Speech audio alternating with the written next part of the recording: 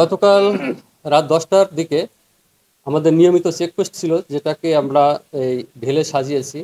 বিশেষ করে এই কুরবানি ঈদের ঈদকে সামনে রেখেই সেখানে ইপিজেড ফাঁড়ির আমাদের একটি টিম চেকপোস্ট করতেছিল। ঠিক 10:30টার সময় একটি সিএনজি যোগে 5 জন সন্ত্রাসী তাদেরকে ওভারটেক করে যাওয়ার চেষ্টা করে। তাদের হাতে থাকা তাদের পিস্তল দিয়ে আমাদের অফিসার এসআই খাজু মিয়াকে গুলি করতে উদ্যত হয়। আমাদের আরেকজন ফোর্স তাকে পিছন থেকে জাপটে ধরার পরে অন্যরাও তাকে ধরে ফেলে এবং অস্ত্র তাক করা অবস্থায় আমরা তাকে অ্যারেস্ট করি। আমরা 3 জনকে অ্যারেস্ট করতে পেরেছি এবং সাথে আরও 2 জন ছিল। অবাক করা বিষয় হচ্ছে যে এই 3 জন সদ্য জেল থেকে তারা বের হয়েছে।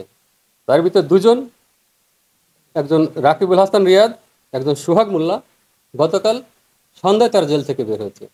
সন্ধ্যায় বের হয়ে তার রাত্রে এই অপারেশনে বের হয়।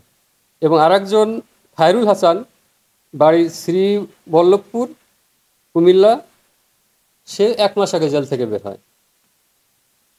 বাকি 2 জন যারা পলাতক আছে তাদের সম্পর্কে আমরা তথ্য নিয়েছি, তারাও সন্ত্রাসী। এবং এই খায়রুল হাসানের নামে আমরা দেখেছি সিডিএমএ সার্চ দিয়ে 40টি মামলা আছে। এই মামলাগুলো ডাকাতি, ছিনতাই, খুন, ধর্ষণ এবং মাদক মামলা। এবং রাকিবুল হাসান এর বাড়ি বাহুরূপা, কুমিল্লাতে, এর নামে 16টি মামলা আছে। সোহাগ মোল্লা এর বাড়ি নয়াকান্দি, মতলব চাঁদপুর, এর নামে 14টি মামলা রয়েছে। আমরা জিজ্ঞাসাবাদে জানতে পেরেছি এদের উদ্দেশ্য ছিল গরুর হাটে ডাকাতি। আমরা এর সাথে আরও যদি কেউ জড়িত থাকে তাদেরকে গ্রেপ্তার করে আমরা বিজ্ঞ আদালতে প্রেরণ করার ব্যবস্থা করব।